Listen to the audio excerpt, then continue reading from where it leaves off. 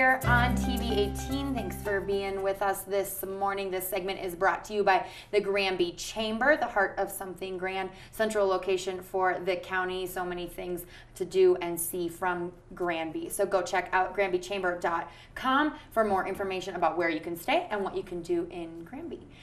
Joining us now on our couch is Jeannie Nicholson. Thanks for being here. My pleasure. Tell me a little bit about yourself. New to our couch, so you live here in the county?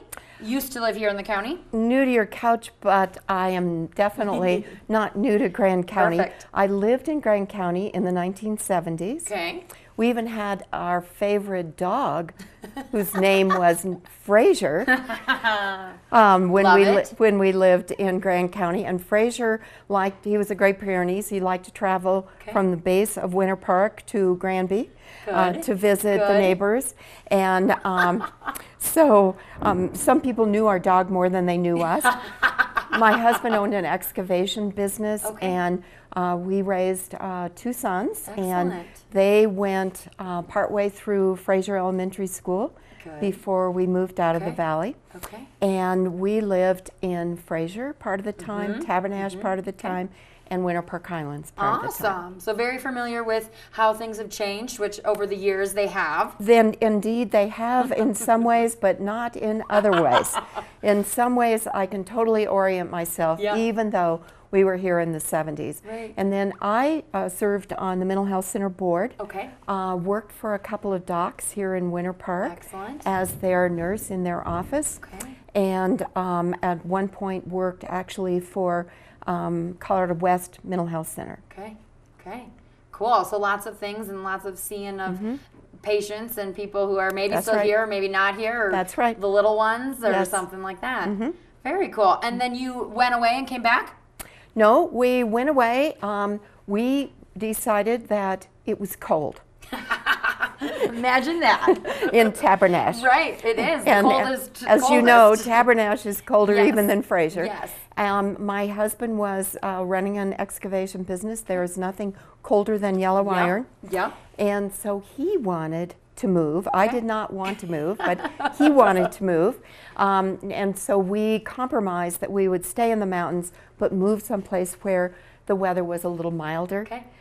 So we moved to Gilpin County, which is really just on the other side of Devil's Thumb. Yeah. If you look at Devil's Thumb from this side, you just go over to Gilpin County and you can see Devil's Thumb from the other side.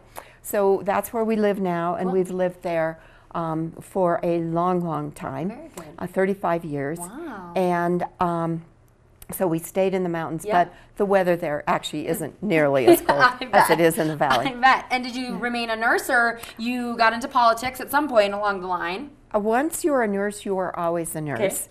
And so when my nursing friends say, how can you give up nursing to go into politics? I say, I did not give up nursing. I took it with me because I thought the politicians needed to understand healthcare, and they needed a nurse on the inside of the circle to help them understand how the decisions they made affected patients. Okay, so healthcare is still your main platform, and you were a senator. Correct. So tell me, why did you decide to become a senator?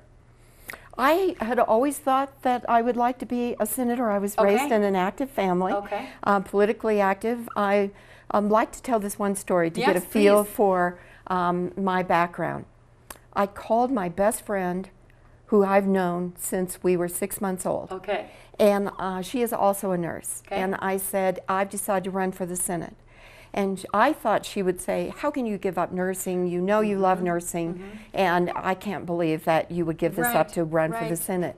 That's not what she said. What she said was, well, I'm not surprised. It's about time. And I said, well, what do you mean you're not surprised? And she said, well, don't you remember when we were 4 years old and we asked your mother if we could campaign for your father, who was running for the legislature, and she said, you're too little to cross the street, but I'll give you some campaign literature and you can walk around the block. And so we did. Oh my gosh. So I've always thought that it might be a possibility that I could be in the Senate at some point in my life. Right. And then you just got out of it, right? You were in 2015. Okay. And it was a good experience? Good. Wonderful. I loved it. Good. Will you do it again?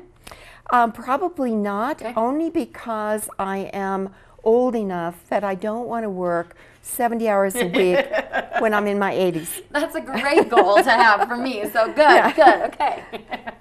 We're going to take a quick break. Okay. And then we'll be back and we're going to talk all about healthcare and kind of what that looks like and what you're here to talk about and Colorado Care and Amendment 69. So okay. Thank you. Jeannie's joining us here on TV 18. We'll be back. Stay tuned. You don't want to miss this.